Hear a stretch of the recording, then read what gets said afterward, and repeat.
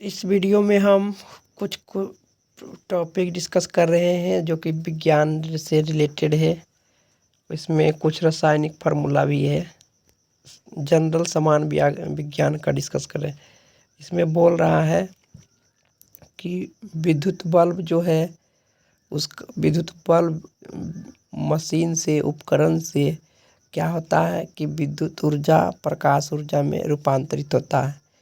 विद्युत हीटर उपकरण में क्या होता है, ये जो उपकरण है विद्युत हीटर, वह विद्युत ऊर्जा को रासायनिक ऊर्जा में ऊष्मा ऊर्जा में बदल देता है। विद्युत ऊर्जा को ऊष्मा ऊर्जा में बदल देता है। लाउड स्पीकर क्या करता है, विद्युत ऊर्जा को ध्वनि ऊर्जा में परिवर्तन करता है। और विद्युत मोटर विद्युत ऊर्जा को यांत्रिक ऊर्जा में बदलता है। डायनेमो जो है यांत्रिक ऊर्जा को विद्युत ऊर्जा में बदलता है। मोमबत्ती जो है वो रासायनिक ऊर्जा को प्रकाश एवं ऊष्मा ऊर्जा में बदलता है। ठीक, इसी तरह से आगे बढ़ते हैं। आगे बोल रहा है कि डायनेमो जो है यांत्रिक ऊर्जा को विद्युत ऊर्जा में बदलता है। मोमबत्ती जो है रासायनिक ऊर्जा को प्रकाश ऊर्जा में बदलता है। माइक्रोफोन जो है ध्वनि ऊर्जा को विद्युत ऊर्जा में बदलता है। सोलर सेल जो है सौर ऊर्जा को विद्युत ऊर्जा में रूपांतरित करता है, क्योंकि सूर्य का प्रकाश पड़ता है सोलर सेल पर, और सोलर सेल उसको रिक्रिएशन करके प्रोसेस करके हमें विद्युत बना करके देता है, जिसे हम डीसी रूप में उपयोग करते हैं प्रकाश लाइट जलाने में। विद्युत सेल का काम है रासायनिक ऊर्जा को विद्युत ऊर्जा में बदलना, क्योंकि विद्युत सेल में क्या होता है, सेल की बैटरी रहता है, उसमें कार्बन ग्रेफाइट और कुछ भी मिलाया रहता है। जो रासायनिक पदार्थ है वो उसमें रासायनिक ऊर्जा रहता है रासायनिक पदार्थ के कारण, तो रासायनिक ऊर्जा को विद्युत ऊर्जा में बदल देता है। सितार क्या करता है, यांत्रिक ऊर्जा को ध्वनि में ऊर्जा में बदलते हैं। जब हम उसको सितार के तार को इस तरह से बजाते हैं तो क्या होता है, ध्वनि ऊर्जा में रूपांतरित हो जाता है। तो अब हम देखते हैं अगला कि दर्पण से बने प्रतिबिंब की स्थिति और प्रकृति किस तरह का होता है, कहाँ पर रखने से दर्पण की प्रकृति कैसी रहेगी। तो हम अवतल दर्पण में देखते हैं कि जब अवतल दर्पण में वस्तु को अनंत पर रखेंगे तो कहाँ पर बनेगा, फोकस पर बनेगा। ठीक है, फोकस पर बनेगा, वास्तविक बनेगा, जो भी बनेगा वो दर्पण के आगे ही बनेगा, मतलब वास्तविक बनेगा। वस्तु से छोटा बनेगा, वक्र जब अनंत पर रहेगा तो वस्तु से छोटा बनेगा, इस बात को ध्यान रखो। और वास्तविक प्रतिबिंब बनेगा, फोकस पर बनेगा। लेकिन जब वक्रता केंद्र पर रहेगा तो वक्रता केंद्र पर ही बनेगा। जब वक्रता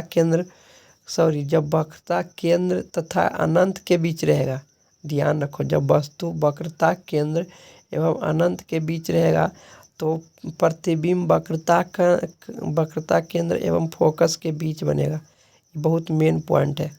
जब वस्तु को रखेंगे दर्पण के सामने, कहाँ पर, तो अनंत एवं वक्रता केंद्र के बीच में, तो प्रतिबिंब कहाँ बनेगा, फोकस और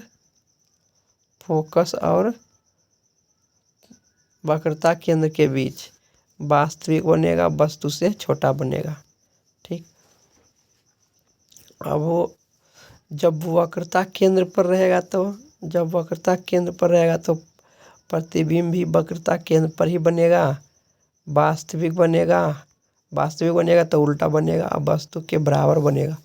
जितना वस्तु का आकार है उतना ही बनेगा। इसी तरह से जब वक्रता केंद्र एवं फोकस के बीच हो तो प्रतिबिंब अनंत और वक्रता केंद्र के बीच में बनेगा, वस्तु से बड़ा बनेगा, है ना। वास्तविक बनेगा तो उल्टा भी बनेगा। जब वस्तु फोकस पर हो तो प्रतिबिंब अनंत पर बनेगा, वास्तविक बनेगा, उल्टा बनेगा और वस्तु से बड़ा बनेगा। और जब वस्तु फोकस एवं ध्रुव के बीच हो तो दर्पण के पीछे काल्पनिक सीधा एवं वस्तु, जब काल्पनिक है तो सीधा बनेगा, वस्तु से बड़ा बनेगा दर्पण के पीछे। अब हम उत्तल दर्पण में देखते हैं। उत्तल दर्पण में क्या कह रहा है कि वस्तु जब अनंत पर रहेगा, जब वस्तु अनंत पर रहेगा तो उसका प्रतिबिंब फोकस पर बनेगा, काल्पनिक बनेगा और सीधा बनेगा, वस्तु से छोटा बनेगा। जब वस्तु ध्रुव पर रहे तो दर्पण के पीछे ध्रुव एवं फोकस के बीच बनेगा।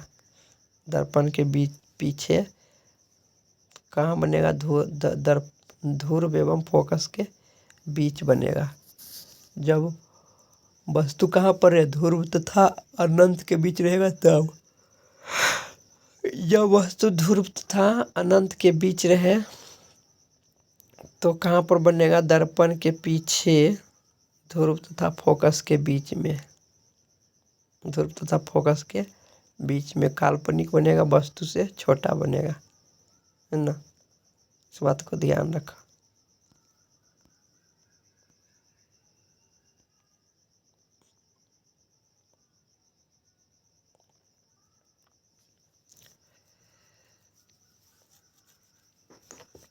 तो इसमें भी वही स्थिति है, मैंने बता ही दिया है, ठीक है। अब कुछ उत्प्रेरक है, जिसे कि यहाँ पर बोल रहा है कि उत्प्रेरक, जैसे यहाँ पर दिया हुआ उत्प्रेरक के बारे में कि प्रमुख उत्प्रेरक एवं उपयोग। कुछ उत्प्रेरक होता है, उसका क्या उपयोग है? जैसे लौह चूर्ण उत्प्रेरक है। लौह चूर्ण का उपयोग अमोनिया गैस बनाने की हेबर विधि में प्रयोग किया जाता है। जब हम अमोनिया गैस बनाते हैं, N2+H2 से अमोनिया जब गैस बनाते हैं तो उसमें लौह चूर्ण उत्प्रेरक उपयोग किया जाता है। और अमोनिया बनाने की इस विधि को हाइबर विधि कहते हैं। बहुत इम्पोर्टेंट पॉइंट, ये एग्जाम में आता रहता है कि अमोनिया गैस किस विधि से बनाया जाता है, तो हाइबर विधि से बनाया जाता है और इसमें उत्प्रेरक लौह चूर्ण का प्रयोग होता है, ठीक है। फिर अब बोल रहा है कि प्लैटिनम चूर्ण भी उत्प्रेरक है, जो कि सल्फ्यूरिक अम्ल बनाने की संपर्क विधि में प्रयोग होता है। जब हम सल्फ्यूरिक अम्ल बनाते हैं तो संपर्क विधि में प्रयोग होता है प्लैटिनम चूर्ण। निकेल भी उत्प्रेरक है। तो निकेल उत्प्रेरक का प्रयोग किस में होता है? निकेल उत्प्रेरक का प्रयोग होता है घी बनाने में, वनस्पति तेल से घी बनाने में, है ना। वनस्पति तेल से घी बनाने में निकेल का प्रयोग होता है। निकेल एंजाइम कहो या उत्प्रेरक कहो, वनस्पति घी बनाने में किसका प्रयोग होता है? तो वनस्पति तेल से कृत्रिम घी बनाने में निकेल का प्रयोग होता है। क्यूप्रस क्लोराइड क्लोरीन गैस बनाने की डिकेन विधि में, क्लोरीन गैस बनाने की डिकॉन विधि में किसका प्रयोग किया जाता है? क्लोरीन गैस बनाने की डिकॉन विधि में क्यूप्रिक क्लोराइड उत्प्रेरक का उपयोग होता है। ये सब याद रखना, बहुत इम्पोर्टेंट पॉइंट है। डिकॉन विधि में क्लोरीन गैस बनाने में प्रयोग किया जाता है। गर्म एल्यूमिना एल्कोहल से ईथर बनाने की विधि में, एल्कोहल से ईथर बनाने में गर्म एल्यूमिना उत्प्रेरक का प्रयोग होता है, ठीक। अब हम नेक्स्ट पॉइंट पर चलते हैं। अब वो यहाँ पर आया कि कौन कौन से उपकरण कौन कार्य करता है। जैसे कि अल्टीमीटर जो है, अल्टीमीटर से ऊंचाई मापते हैं। अल्टीमीटर से कोई भी हवाई जहाज ज़मीन से कितना ऊंचा पर उड़ रहा है, या समुद्र से कोई चीज़ कितनी ऊंचाई पर है, ये मापते हैं अल्टीमीटर से, ठीक है। बैरोमीटर से वायुमंडलीय दाब की माप होता है। कार्डियोग्राम से हृदय गति की जांच होती है ना, कि हृदय की गति कितनी 1 मिनट में कितनी बार धड़क रहा है, कार्डियोग्राम से ही मापते हैं। हाइड्रोमीटर से द्रव का अपेक्षित घनत्व निकालते हैं। हाइड्रोमीटर से द्रव का अपेक्षित घनत्व निकालते हैं, मतलब कि कोई भी वस्तु द्रव की तुलना में कितना घनत्व है। ठीक, तो अब हम नेक्स्ट पॉइंट को देखते हैं। मैनोमीटर से क्या करते हैं, गैस के दाब की माप की जाती है। मैनोमीटर कुछ इस तरह से यू ट्यूब जैसा रहता है, यू के आकार का, और उसी से हम नापते हैं गैस के दाब। एक तरफ पानी रहता है या मरकरी डाला हुआ रहता है, उससे पता चलता है कि कितना गैस का मेजर है। ठीक है। रेन गेज से, रेन माने वर्षा, रेन गेज से वर्षा का मापक होता है। रेन गेज क्या है, वर्षा का मापक है rain gauge. Richter scale, Richter scale भूकंप की तीव्रता मापी जाती है कि कितना तीव्रता है, कितना उसका प्रहार है ना, इंटेंसिटी उसी को कहते हैं कि कितनी जोर से आघात करता है। भूकंप की तीव्रता किससे मापा जाता है, तो रिक्टर स्केल से। इस बात को ध्यान रखो। लैक्टोमीटर से दूध की शुद्धता मापी जाती है। लैक्टोमीटर से दूध की शुद्धता मापी जाती है। ठीक, अब हम देखते हैं फायदोमीटर से समुद्र की गहराई मापी जाती है कि समुद्र कितना गहरा है। फायदोमीटर से समुद्र की गहराई मापी जाती है कि कितना गहरा है। एनीमोमीटर, एनीमोमीटर से हम हवा की शक्ति तथा गति का माप करते हैं। एनीमोमीटर से हवा की शक्ति तथा गति का माप करते हैं। ठीक है। हाइग्रोमीटर से वायुमंडल की आर्द्रता का माप किया जाता है। हाइग्रोमीटर से वायुमंडल की आर्द्रता का माप किया जाता है। सिस्मोग्राफ भूकंप की तीव्रता, भूकंप मापने का यंत्र है, या ये भी कह सकते हैं कि भूकंप की तीव्रता मापते हैं, ये भी कह सकते हैं। हाइग्रोमीटर से वायुमंडल की आर्द्रता नापते हैं और सिस्मोग्राफ से भूकंप की तीव्रता नापते हैं।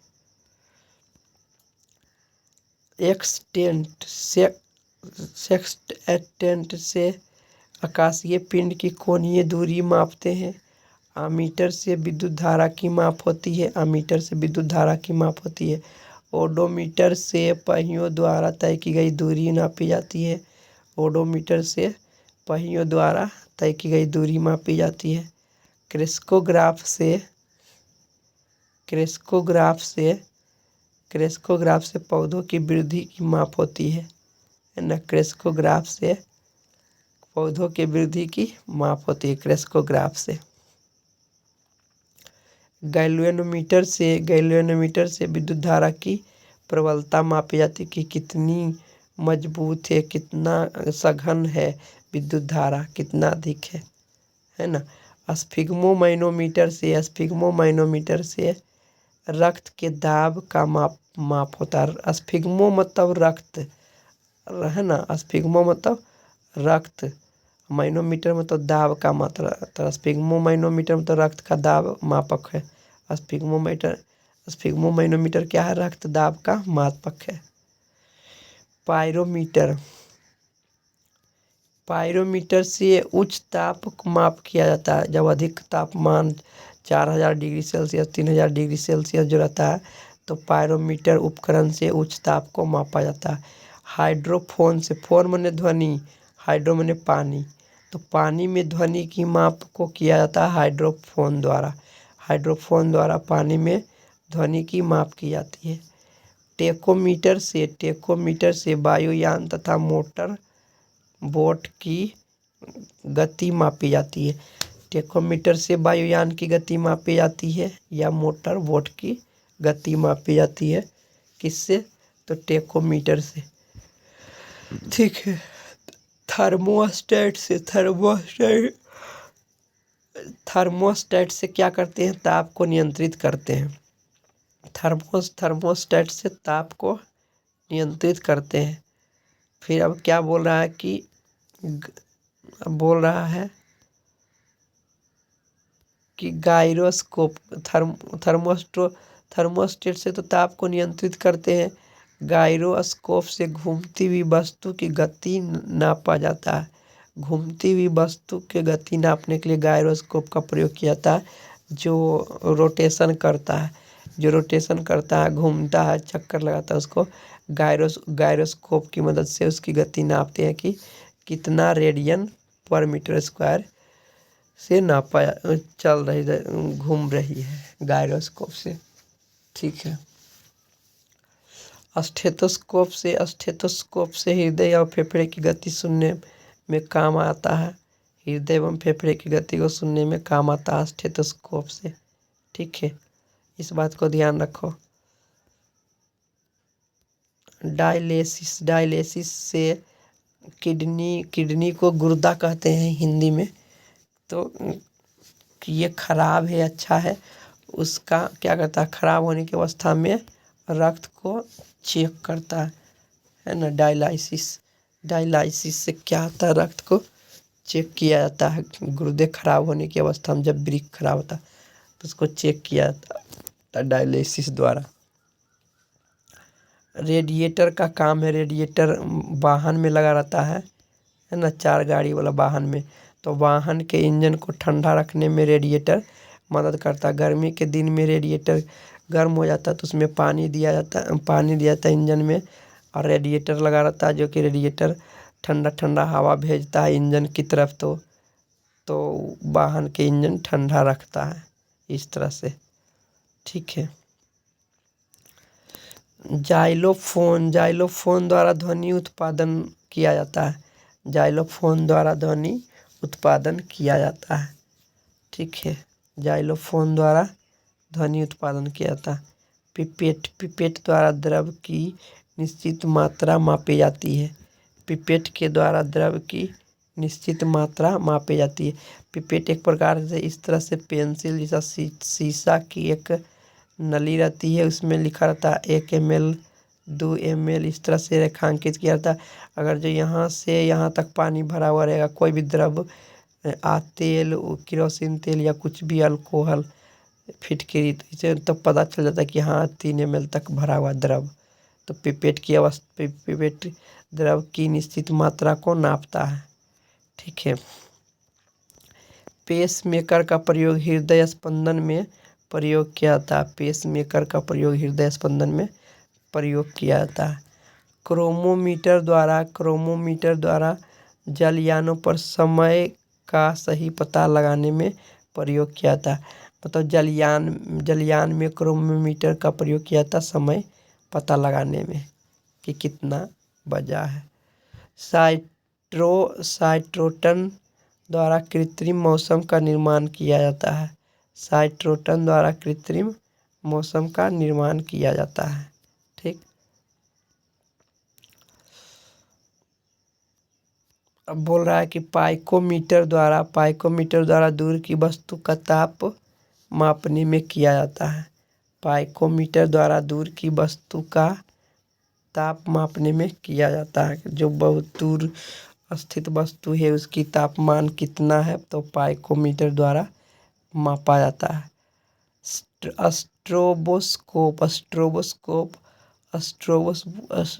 स्ट्रोबोस्कोप उपकरण जो है क्या करता है, आवर्तित गति कर रही वस्तुओं का वेग नापता है कि कितना उसका आवर्त गति है, जब आवर्तित हो रहा है तब, है ना। एक होता है उपकरण डिक्टाफोन जो है बातचीत रिकॉर्ड करने तथा पुनः सुनने में काम आता है। डिक्टाफोन, मोबाइल में डिक्टाफोन लगा रहता है जिसकी मदद से हम बातचीत को रिकॉर्ड कर लेते हैं तथा सुनने में भी काम आता है, दोबारा सुनने के लिए डिक्टाफोन द्वारा ही। एक्यूमुलेटर से क्या होता है कि विद्युत ऊर्जा को संग्रह करते हैं। एक्यूमुलेटर क्या करते हैं, विद्युत ऊर्जा को संग्रह करते हैं।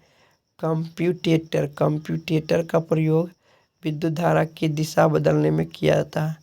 कंप्यूटेटर का प्रयोग विद्युत धारा की दिशा बदलने में प्रयोग किया जाता है।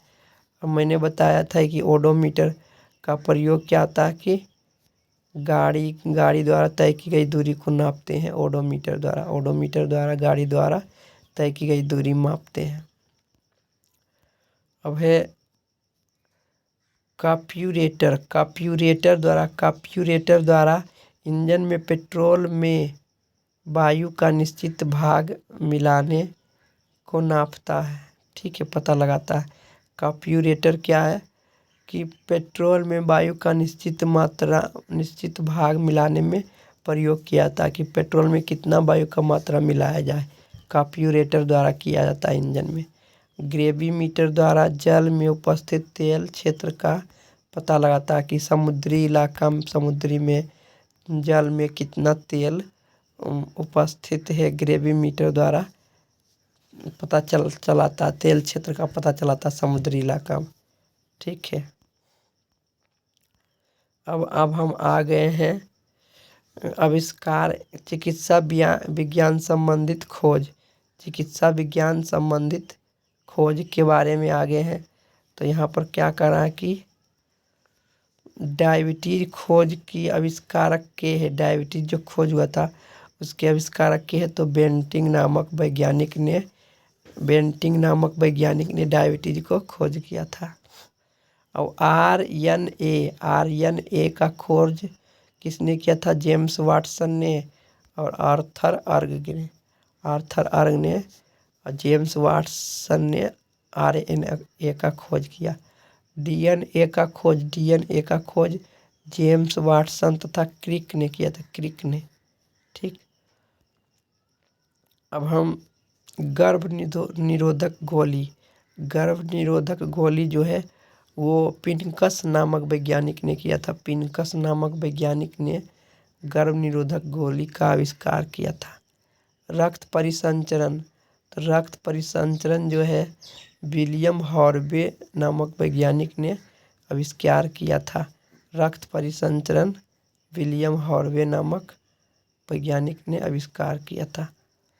रक्त समूह की खोज किसने किया था, तो कार्ल लैंडस्टीनर ने रक्त समूह की खोज की थी।